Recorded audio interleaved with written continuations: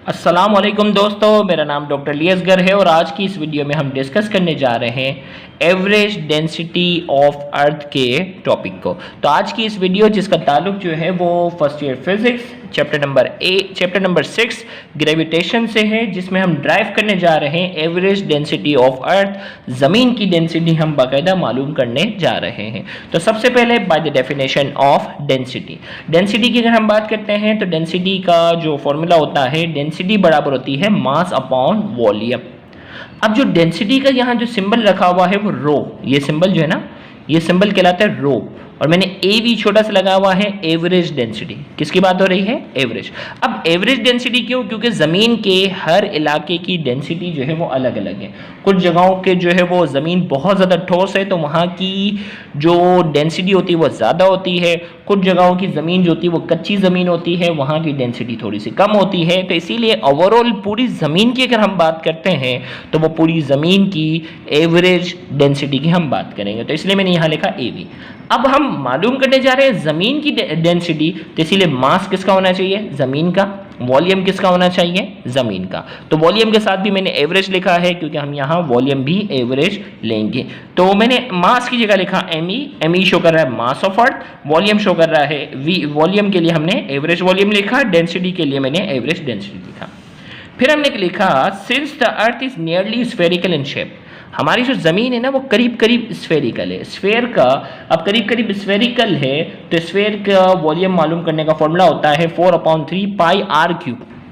Radius का cube होता है 4/3 पाई आर क्यूब। स्फेयर का वॉल्यूम मालूम करने का फॉर्मूला ये होता है। अब ज़मीन क्योंकि करीब करीब स्फेरिकल है तो इसीलिए हमने कहा कि ज़मीन का जो एवरेज वॉल्यूम होगा वो क्या होगा?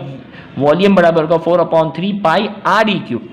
आर ई जो है वो क्या है? Radius of Earth. R E क्या है? Radius of Earth. तो मैं क्या करता हूं, एवरेज वॉल्यूम की जगह लग गया है 4/3 पाई आर ई क्यूब। अब जो है वो मास ऑफ अर्थ, इससे पहले मास ऑफ अर्थ का फॉर्मूला हम ड्राइव कर चुके हैं इससे पहले वाली डेरिवेशन में। तो एम ई बराबर होता है जी आर ई स्क्वायर ओवर जी। ये मास ऑफ अर्थ का फॉर्मूला हमने ड्राइव किया था, तो एम ई की जगह मैं ये रख देता हूं।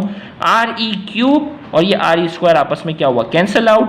3 यहाँ डिवाइडेड ऊपर जाकर मल्टीप्लाई हो गया है। जी यहाँ जो है वो डिनोमिनेटर में, तो ये नीचे आ गया। तो क्या हो गया? 3 ऊपर जाकर मल्टीप्लाई 3g 4 पाई आर ई, और ये जी नीचे आ गया तो 3g/4 पाई आर ई जी। ये एवरेज डेंसिटी ऑफ अर्थ का फॉर्मूला आ गया। वेयर करके लिखा, जी है, जी की वैल्यू है 9.8 मीटर पर सेकेंड स्क्वायर, पाई की वैल्यू है 3.14, आर ई की रेडियस ऑफ अर्थ की वैल्यू है 6.38 एक्सपोनेंट 6 मीटर। इसी तरीके से यूनिवर्सल ग्रेविटेशनल कांस्टेंट जिसे कैपिटल जी से हम रिप्रेजेंट कर रहे हैं, इसकी वैल्यू है 6.67 एक्सपोनेंट -11 न्यूटन मीटर स्क्वायर पर केजी स्क्वायर।